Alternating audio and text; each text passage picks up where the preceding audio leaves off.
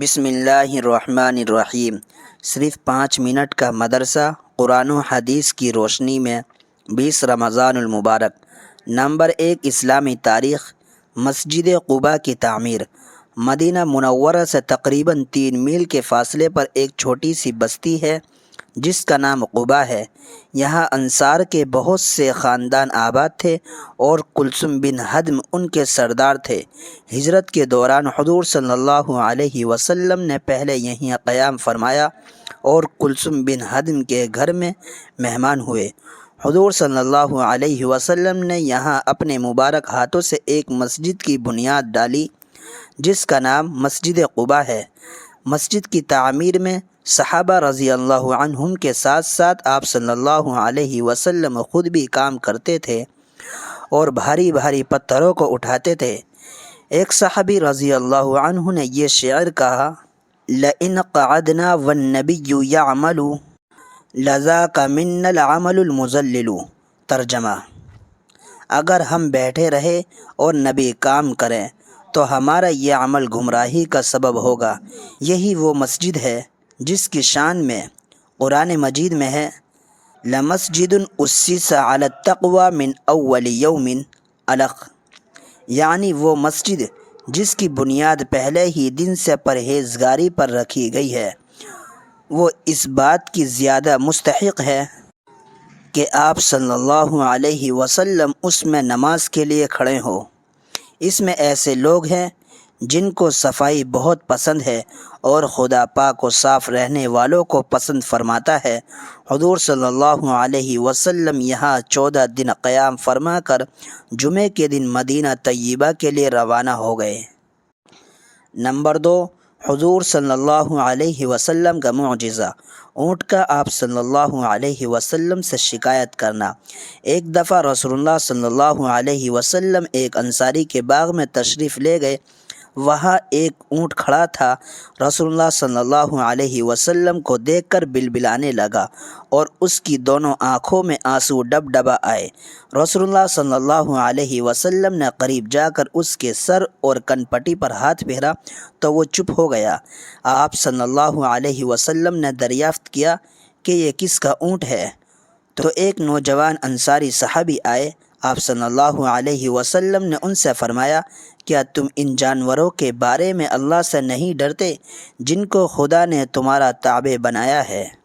اس اونٹ نے مجھ سے شکایت کی ہے کہ تم اس کو بھوکا رکھتے ہو اور اس کو تکلیف دیتے ہو۔ نمبر 3، ایک فرض کے بارے میں۔ سب سے پہلے نماز کا حساب۔ رسول اللہ صلی اللہ علیہ وسلم نے فرمایا: قیامت میں سب سے پہلے نماز کا حساب کیا جائے گا۔ اگر وہ اچھی اور پوری نکل آئی تو باقی اعمال بھی پورے اتریں گے اور اگر وہ خراب ہو گئی تو باقی اعمال بھی خراب نکلیں گے۔ نمبر 4، ایک سنت کے بارے میں۔ نیا لباس پہننے کی دعا۔ رسول اللہ صلی اللہ علیہ وسلم نے فرمایا: جو بندہ نیا کپڑا پہنے اور کہے الحمدللہ الذی کسانی ما اواری بہ عورتی واتجمل بہ فی حیاتی۔ ترجمہ: تمام تعریفیں اس اللہ کے لیے ہیں جس نے مجھے وہ لباس عطا فرمایا جس سے میں اپنا جسم چھپاتا ہوں اور اپنی زندگی میں زیب و زینت حاصل کرتا ہوں۔ پھر اس دعا کو پڑھنے کے بعد پرانا لباس صدقہ کر دے تو وہ زندگی میں اور مرنے کے بعد اللہ تعالیٰ کی حفاظت و امانت میں رہے گا۔ نمبر 5، ایک اہم عمل کی فضیلت۔ صدقہ مصیبتوں کو دور کرتا ہے۔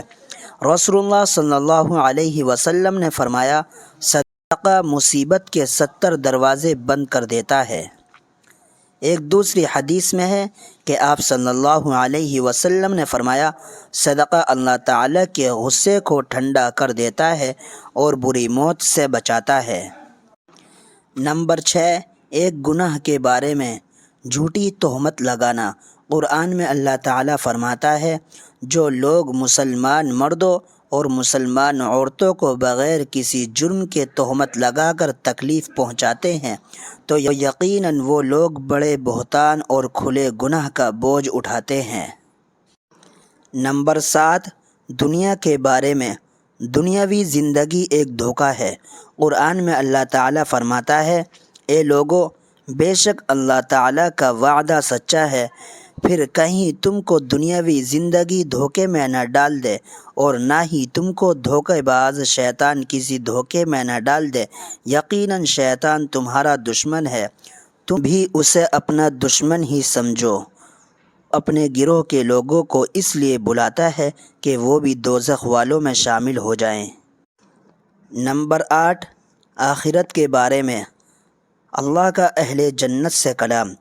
رسول اللہ صلی اللہ علیہ وسلم نے فرمایا، اللہ تعالیٰ اہل جنت سے فرمائے گا، اے جنت والو، تو وہ کہیں گے، اے ہمارے رب، ہم حاضر ہیں اور بھلائی تیری قدرت میں ہے۔ اللہ تعالیٰ فرمائے گا، کیا تم راضی ہو گئے؟ تو کہیں گے، ہم راضی کیوں نہیں ہوں گے، اے اللہ، تو نے ہمیں وہ نعمت عطا فرمائی ہے جو اپنی کسی مخلوق کو عطا نہیں کی۔ اللہ تعالیٰ فرمائے گا، کیا میں تمہیں اس سے بھی بہتر نعمت عطا کر دوں؟ وہ عرض کریں گے، اس سے بہتر اور کون سی نعمت ہے؟